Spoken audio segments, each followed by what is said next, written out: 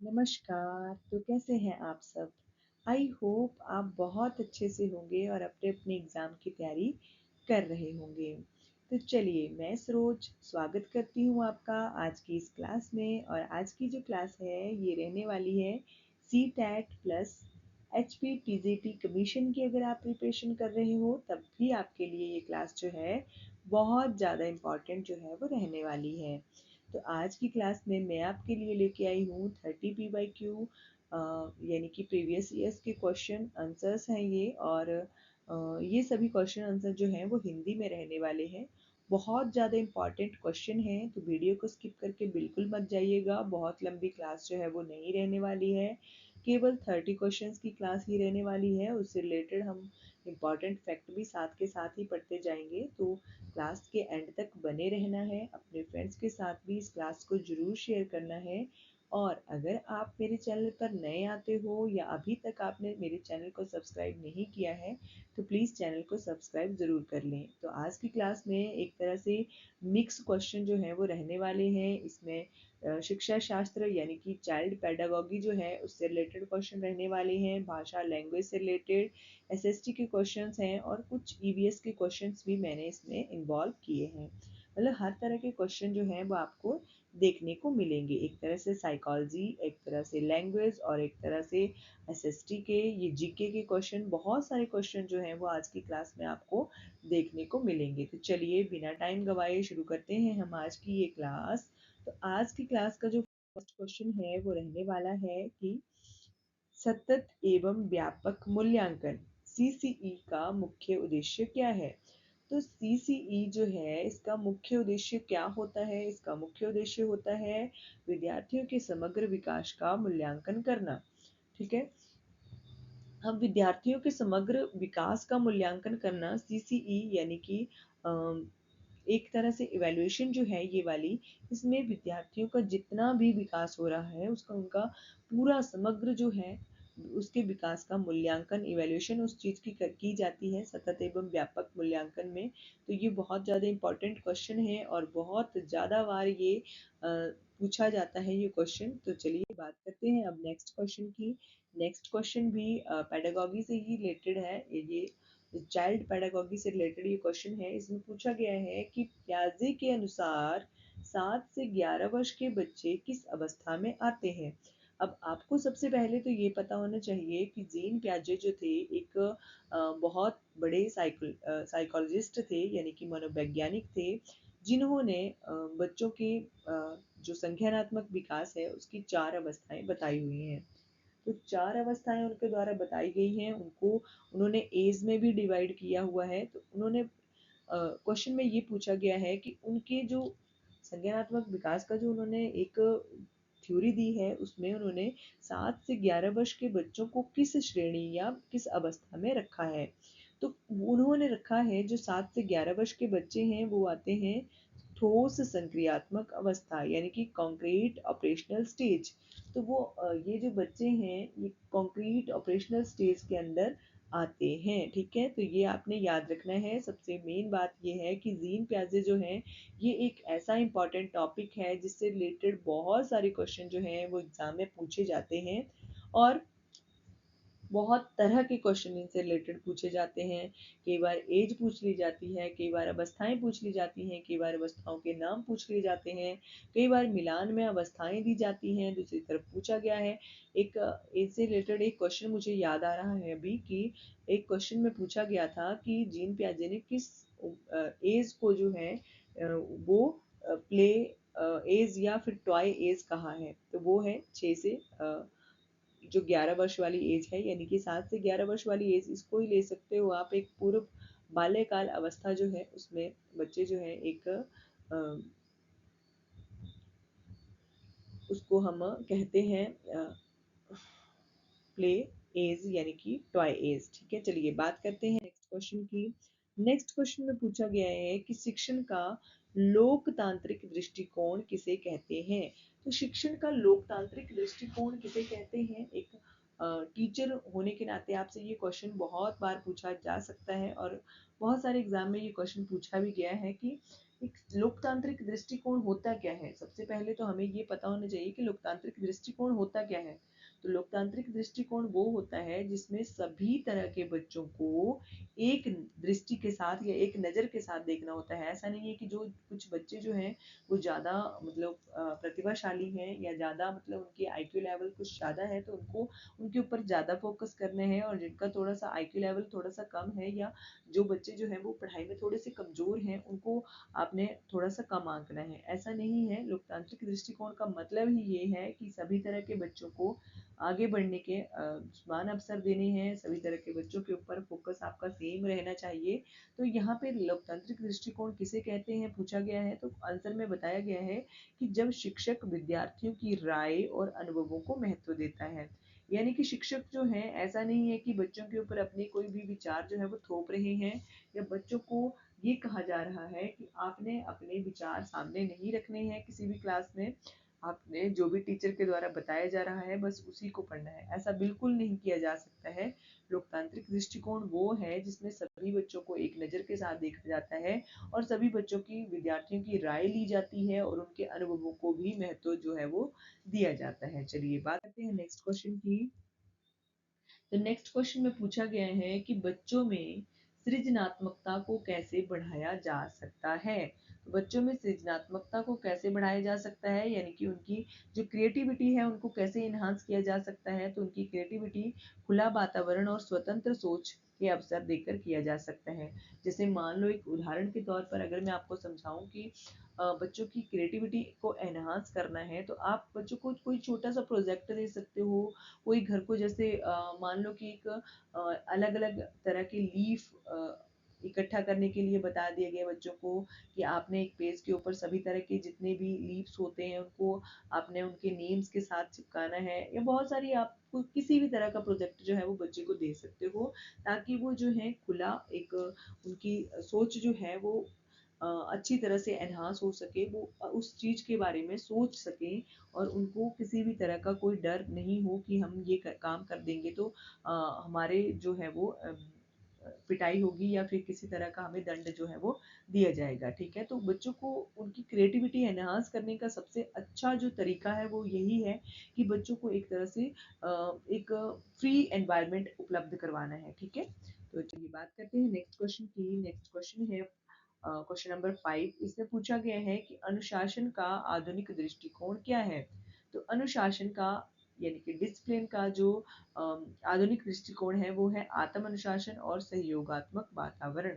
ठीक है, आज के टाइम में जो सेल्फ डिसिप्लिन है वो सबसे ज़्यादा मायने रखता है कि बच्चा जो है वो कितना सेल्फ डिसिप्लिन है। ठीक है, और उसका सहयोगात्मक वातावरण भी देखा जाता है कि वो बच्चा कितना कोऑपरेटिव है, कितना वो दूसरे बच्चों के साथ वो घुलता मिलता है। ये चीज़ जो है वो बहुत ज़्यादा मायने रखती है। तो अनुशासन इसी चीज़ को कहा जाता है आज के टाइम में कि बच्चा जो है वो कितना सेल्फ डिसिप्लिन्ड है, बच्चा जो है वो कितना टाइम पर स्कूल आ रहा है, कितना अपना होमवर्क टाइम पर कर रहा है, मतलब हर तरह की चीज़ को ऑब्जर्व किया जाता है। तो ये भी इम्पोर्टेंट क्वेश्चन है।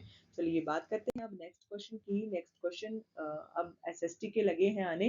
तो इसमें पूछा गया है कि संविधान सभा के स्थायी अध्यक्ष कौन थे। तो यकीन मानिए इस क्वेश्चन को मैं बहुत बार पढ़ा चुकी हूँ और हर बार आपको यही कहती हूँ कि ये सबसे ज़्यादा इम्पोर्टेंट क्वेश्चन है, और बहुत बार ये क्वेश्चन जो है वो पूछा जाता है और बच्चे जो है वो इसी क्वेश्चन को गलत करके आ जाते हैं, क्योंकि एक तरह से बच्चे इस चीज़ में कंफ्यूज रहते हैं कि संविधान के यहाँ पर स्थायी पूछा गया है, एक तरह से परमानेंट जो है वो पूछे गए हैं। तो जो परमानेंट स्पीकर थे या परमानेंट जो अध्यक्ष बने थे संविधान सभा के, वो बने थे डॉक्टर राजेंद्र प्रसाद। आपको पता है जो संविधान सभा की पहली बैठक हुई थी 9 दिसंबर 1946 में, उसमें एक अस्थायी अध्यक्ष को चुना गया था, जिसमें जो उस सभा के सदस्य में सबसे बुजुर्ग व्यक्ति थे डॉक्टर सच्चिदानंद सिन्हा, उनको उस सभा का अध्यक्ष जो था वो चुना गया था। लेकिन जब दूसरी बैठक 11 दिसंबर 1946 को हुई थी, उस टाइम पर जो डॉक्टर राजेंद्र प्रसाद थे, इनको संविधान सभा का स्थायी अध्यक्ष जो है वो चुन लिया गया था। ठीक है, तो ये आपने याद रखना है। चलिए बात करते हैं नेक्स्ट क्वेश्चन की। चिपको आंदोलन किससे संबंधित है। तो चिपको आंदोलन जो है ये वनों के संरक्षण से संबंधित है। ठीक है, ये भी आपने याद रखना है। चिपको आंदोलन यानी कि वनों के संरक्षण से ये आंदोलन जो है वो संबंधित है। चलिए नेक्स्ट क्वेश्चन है कि हिमाचल का राज्य पुष्प कौन सा है? तो हिमाचल का राज्य पुष्प जो है, यहाँ पर गुलाब गलती से लिख दिया गया है, गुलाब नहीं होगा यहाँ पे। इंग्लिश में ठीक लिखा है पिंक रोडोडेंड्रन, ठीक है, पिंक रोडोडेंड्रन यानी कि गुलाबी बुरांश इस पुष्प को कहा जाता है। ये हिमाचल का राज्य पुष्प है, ठीक है, गुलाबी बुरांश इस पुष्प का नाम है। तो यहाँ पर गुलाब, सॉरी गलती से टाइप हो गया है, तो गुलाब नहीं होगा, पिंक रोडोडेंड्रन यानी कि गुलाबी बुरांश इस पुष्प का नाम है, जो कि हिमाचल प्रदेश का राज्य पुष्प है। चलिए बात करते हैं अब नेक्स्ट क्वेश्चन की। नेक्स्ट क्वेश्चन भी इंपॉर्टेंट है कि विनोबा भावे किस आंदोलन से जुड़े थे? तो विनोबा भावे जो थे ये भूदान आंदोलन से जुड़े हुए थे, ठीक है। तो विनोबा भावे से रिलेटेड बहुत सारे क्वेश्चन भी बनते हैं और बहुत सारे क्वेश्चन पूछे जाते हैं। तो विनोबा भावे जो है सितंबर महीने में, आई थिंक मुझे याद नहीं आ रहा है कौन सी डेट थी, सितंबर महीने में ही इनकी जयंती जो है वो मनाई जाती है। भूदान आंदोलन के ये प्रणेता थे और विनोबा भावे का नाम जो है वो बहुत ज़्यादा इम्पोर्टेंट रहता है इतिहास के में। ये बहुत बड़े, एक तरह से आप कह सकते हो क्रांतिकारी भी रह चुके हैं, ठीक है। नेक्स्ट क्वेश्चन है कि पंचायती राज व्यवस्था में ग्राम सभा की अध्यक्षता कौन करता है? अब ग्राम सभा की अध्यक्षता कौन करता है? अब ये क्वेश्चन बहुत इंपॉर्टेंट है कि ग्राम सभा की अध्यक्षता कौन करता है पंचायती राज व्यवस्था में? तो वो करता है ग्राम प्रधान, या फिर उसको हम सरपंच भी कहते हैं, ठीक है। ग्राम प्रधान या फिर सरपंच जो है वो इस ग्राम पंचायत की या ग्राम सभा की अध्यक्षता करते हैं। नेक्स्ट क्वेश्चन है कि हिंदी किस भाषा परिवार की भाषा है? अब ये लैंग्वेज से रिलेटेड क्वेश्चन यहाँ पर आने लगे हैं, तो यहाँ पर पूछा गया है कि हिंदी जो है किस भाषा परिवार की भाषा है। अब यहाँ पर भाषा परिवार की भाषा पूछा गया है, तो आपने ये बताना है कि किस भाषा परिवार की भाषा है हिंदी। तो वो है हिंद यूरोपीय, हिंद यूरोपीय ये भाषा है, ठीक है। तो ये आपको पता है संस्कृत का ओरिजिन वैसे हिंदी भाषा का जो ओरिजिन है वैसे संस्कृत भाषा से माना जाता है, लेकिन ये भाषा परिवार पूछा गया है तो हिंदी यूरोपीय आपने याद रखना है, ठीक है। नेक्स्ट क्वेश्चन भी इम्पोर्टेंट है, यहाँ पर पूछा गया है कि रामायण किस लिपि में लिखी गई थी? तो रामायण को कौन सी लिपि में लिखा गया था? रामायण को नागरी लिपि में लिखा गया था, ठीक है। रामायण को नागरी लिपि में लिखा गया था और रामायण जो है ये मूल रूप से किस भाषा में लिखी गई थी? ये संस्कृत भाषा में लिखी गई थी। रामायण को वाल्मीकि जी के द्वारा इसको संस्कृत भाषा में ही लिखा गया था, ठीक है। ये इंपॉर्टेंट क्वेश्चन है, ठीक है। रामायण जो है ये बहुत ज्यादा इम्पॉर्टेंट रोल प्ले करती है, जो भारत है या फिर भारत का ये एक होली ग्रंथ आप कह सकते हो, पवित्र ग्रंथ आप कह सकते हो रामायण को, ठीक है। नेक्स्ट क्वेश्चन जो है, नेक्स्ट क्वेश्चन में पूछा गया है कि बच्चों की भाषा शक्ति के विकास के लिए कौन सी विधि जो है वो सर्वोत्तम है? बच्चों की भाषा शक्ति का विकास करना है तो उसमें जो है उसके लिए सर्वोत्तम विधि जो है वो है संवादात्मक विधि, ठीक है। इंटरेक्टिव जो मेथड है वो सबसे ज्यादा इम्पोर्टेंट है कि बच्चों की भाषा शक्ति को बढ़ाना है, उसका विकास करना है, उसके लिए संवादात्मक जो विधि है यानी कि एक दूसरे के साथ संवाद करने वाली विधि जो है ये सबसे ज्यादा इम्पोर्टेंट रोल प्ले करती है। नेक्स्ट क्वेश्चन है कि हिंदी में उपसर्ग कितने होते हैं? तो हिंदी के उपसर्ग 3 प्रकार के होते हैं। सबसे पहला है उपसर्ग, उसके बाद प्रत्यय और उसके बाद समास, ठीक है। नेक्स्ट क्वेश्चन है कबीर किस काव्य धारा से संबंधित थे? तो कबीर जो थे ये भक्ति काल निर्गुण काव्य धारा से संबंधित थे, ठीक है। भक्ति काल के निर्गुण काव्य धारा से ये संबंधित थे। कबीर दास के बारे में एक क्वेश्चन ये पूछा जाता है कि कबीर दास की रचनाओं को कहाँ पर संग्रहित करके रखा गया है? तो कबीर दास जी की रचनाओं को जो है वो बीजक में संग्रहित करके रखा गया है। साखी रमैनी शब्द ये सभी जो है ये कबीर के पवित्र सॉरी कृतियां कही जा सकती हैं। नेक्स्ट क्वेश्चन है एसएसटी से रिलेटेड कि भारतीय संविधान में आपातकालीन प्रावधान किस अनुच्छेद में है? तो आपातकालीन जो संविधान का प्रावधान है ये है अनुच्छेद 352 से 360 तक, ठीक है। ये आपने याद रखना है। जो आपातकालीन प्रावधान है ये अनुच्छेद 352 से 360 तक उपलब्ध है। नेक्स्ट है कि भारत छोड़ो आंदोलन कब शुरू हुआ था? वेरी इंपॉर्टेंट क्वेश्चन और बहुत बार ये एग्जाम में पूछा भी गया है कि भारत छोड़ो आंदोलन जो है ये कब शुरू हुआ था? तो भारत छोड़ो आंदोलन जो था ये 1942 में शुरू हुआ था। और एक क्वेश्चन इससे रिलेटेड ये पूछा जाता है बहुत बार कि ये जो भारत छोड़ो आंदोलन था इसमें महात्मा गांधी जी के द्वारा कौन सा नारा दिया गया था? इसमें महात्मा गांधी जी के द्वारा करो या मरो का नारा जो था वो दिया गया था महात्मा गांधी जी के द्वारा। भारत छोड़ो आंदोलन के दौरान ये करो या मरो का नारा जो था वो महात्मा गांधी जी के द्वारा इसी आंदोलन के दौरान दिया गया था। तो बहुत बार ये क्वेश्चन जो है वो पूछा गया है। ठीक है, बात करते हैं नेक्स्ट क्वेश्चन की। नेक्स्ट क्वेश्चन है कि हिमाचल प्रदेश की पहली राजधानी कौन सी थी?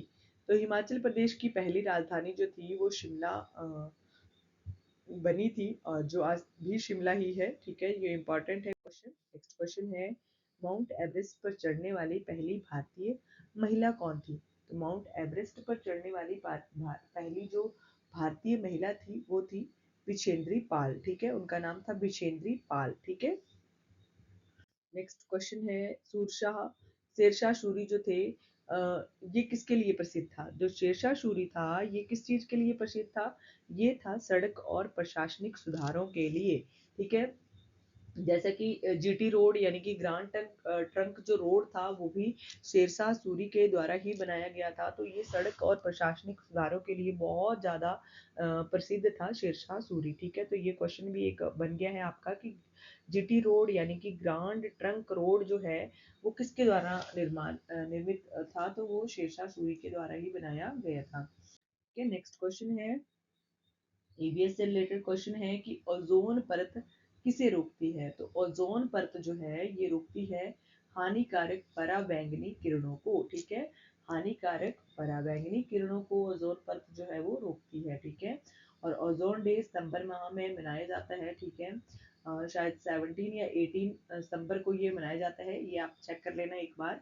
तो ओजोन जो डे है वो भी सेलिब्रेट किया जाता है, वर्ल्ड ओजोन डे सेलिब्रेट किया जाता है। ये आपने एक क्वेश्चन अपना प्रिपेयर कर लेना है कि ये कब सेलिब्रेट किया जाता है। और ये हमें हानिकारक पराबैंगनी जो सूर्य से हानिकारक किरणें आती हैं उनसे हमें बचाता है। ठीक है, ये इंपॉर्टेंट है। चलिए बात करते हैं अब नेक्स्ट क्वेश्चन की। नेक्स्ट क्वेश्चन है प्रकाश संश्लेषण में कौन सी गैस जो है वो उत्सर्जित होती है? प्रकाश संश्लेषण विधि हो रही है, फोटोसिंथेसिस जो है वो हो रहा है। तो उसमें जो गैस है वो कौन सी उत्सर्जित होती है, कौन सी गैस जो है वो बनती है? तो वो है ऑक्सीजन। ठीक है, ऑक्सीजन गैस उत्सर्जित होती है। नेक्स्ट क्वेश्चन है कि जल का शुद्धिकरण किस विधि से होता है? तो जल का शुद्धिकरण क्लोरीन मिलाकर होता है। ठीक है, क्लोरीन मिलाकर जो है वो जल का शुद्धिकरण होता है। बात करते हैं नेक्स्ट क्वेश्चन की कि दूध से दही बनने में कौन सा जीवाणु जो है वो सहायक है? तो दूध से जब दही बनने में जो जो जीवाणु है वो सहायक है लैक्टोबैसिलस। ठीक है, लैक्टोबैसिलस दही में पाया जाता है, आपको पता है, और ये हमारे शरीर के लिए बहुत ज्यादा लाभदायक होता है। ठीक है, तो ये जो है वो दूध से दही बनने में ये जीवाणु जो है वो मदद करता है। ठीक है, नेक्स्ट क्वेश्चन है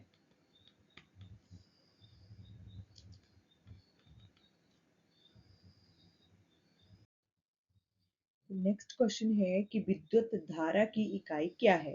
तो विद्युत धारा की इकाई जो है वो है एम्पीरियर। ठीक है, एम्पीरियर आपने नाम याद रखना है, एम्पीरियर जो है वो विद्युत धारा की इकाई है। ठीक है, चलिए बात करते हैं नेक्स्ट क्वेश्चन की। नेक्स्ट क्वेश्चन है कि हिमाचल प्रदेश की पहली महिला मुख्यमंत्री कौन थी? तो ये क्वेश्चन थोड़ा सा गड़बड़ है, इस क्वेश्चन में ये देख लेना आप। इसमें प्रतिभा सिंह का नाम लिखा हुआ है क्योंकि जो वीरभद्र सिंह जी थे मुख्यमंत्री हिमाचल प्रदेश के, उनकी पत्नी जी का नाम है ये श्रीमती प्रतिभा सिंह, जो पहली मुख्यमंत्री हिमाचल प्रदेश की बताई हुई है कार्यकारी रूप में। तो ये इस क्वेश्चन में थोड़ा सा कंफ्यूजन है, इसको देख लेना आप अच्छे से। वैसे ये कार्यकारी रूप में बताई हुई है। वैसे कोई भी जो है वो अभी तक हिमाचल प्रदेश की महिला मुख्यमंत्री नहीं रह चुकी हैं। ठीक है, चलिए बात करते हैं नेक्स्ट क्वेश्चन की। तो नेक्स्ट क्वेश्चन है कि मलाना गांव किस लिए प्रसिद्ध है? तो ये मलाना गांव जो है ये किस लिए प्रसिद्ध है? ये है प्राचीन लोकतांत्रिक व्यवस्था और विशेष संस्कृति के लिए। ठीक है, जो पूरे विश्व का सबसे प्राचीन अगर लोकतंत्र पाया जाता है तो वो मलाणा गांव में है। ठीक है, मलाणा गांव में है, ये आपने याद रखना है। विश्व का प्राचीनतम लोकतंत्र कई बार पूछा गया है क्वेश्चंस में कि कौन है, तो ये है मलाणा गांव में। और विशेष संस्कृति के लिए ये जाना जाता है। ठीक है, तो ये दो तरह के फैक्ट आपने इससे रिलेटेड याद रख लेने हैं। चलिए बात करते हैं नेक्स्ट क्वेश्चन की। नेक्स्ट क्वेश्चन है कि हिमाचल प्रदेश का सबसे बड़ा जिला क्षेत्रफल के आधार पर कौन सा है। ठीक है, आपको पता है जो जिला सबसे बड़ा होता है वो या तो क्षेत्रफल के आधार पर होता है या जनसंख्या के आधार पर होता है। ठीक है, तो क्षेत्रफल के आधार पर यहाँ पर पूछा गया है तो वो है लाहौल स्पीति। ठीक है, लाहौल स्पीति जो है ये हिमाचल प्रदेश का सबसे बड़ा जिला है एक तरह से क्षेत्रफल के आधार पर। ठीक है, बात करते हैं अगले क्वेश्चन की। नेक्स्ट क्वेश्चन है कि कुल्लू का दशहरा किस देवता को समर्पित है। तो कुल्लू दशहरा जो है भगवान रघुनाथ जी को समर्पित है। ठीक है, ये भी आपने याद रखना है, भगवान रघुनाथ जी को कुल्लू दशहरा जो है वो समर्पित है। नेक्स्ट क्वेश्चन है कि हिमाचल प्रदेश का गठन कब हुआ था। तो हिमाचल प्रदेश का गठन 25 जनवरी 1971 में हुआ था। ये भारत का 18वां राज्य जो था ये बनना था। ठीक है, 25 जनवरी 1971 को। ठीक है, 18वां राज्य जो था ये बना था। हिमाचल प्रदेश जो है वो भारत का 18वां राज्य जो था वो बना था। ठीक है, नेक्स्ट क्वेश्चन है। तो सॉरी, यहाँ पर हमारे क्वेश्चंस खत्म हो गए हैं। तो थैंक यू फॉर वॉचिंग। आज की क्लास आपको कैसी लगी आपने मुझे कमेंट करके ज़रूर बताना है। और इसी तरह से और भी इंटरेस्टिंग क्वेश्चंस पढ़ने के लिए प्लीज़ चैनल पर ज़रूर विजिट करें। और पिछली जितनी भी क्लासेस हैं आप उनको भी जाकर चेक कर सकते हो। अगर आप स्पेशली सीटेट की प्रिपरेशन कर रहे हो, अगर दिल से प्रिपरेशन करना चाहते हो तो प्लीज़ मेरे चैनल पर जाकर प्लेलिस्ट ज़रूर चेक करें, क्योंकि बहुत अच्छे अच्छे क्वेश्चंस और ब्रीफली तरीके से मैंने क्वेश्चंस को बताया हुआ है। तो आपके लिए आई होप कि बहुत ज़्यादा जो क्वेश्चंस हैं वो बेनिफिशियल रहेंगे। वो एक प्लेलिस्ट के भी और आगे की क्लासेस भी देखते रहिए। प्लीज़ चैनल को सब्सक्राइब जरूर कर लीजिए, अपने फ्रेंड्स के साथ वीडियो को शेयर जरूर करें। और आज की क्लास आपको कैसी लगी मुझे कमेंट करके ज़रूर बताएं। और क्लास अगर अच्छी लगे तो प्लीज़ क्लास को लाइक ज़रूर करें। तो थैंक यू फॉर वॉचिंग।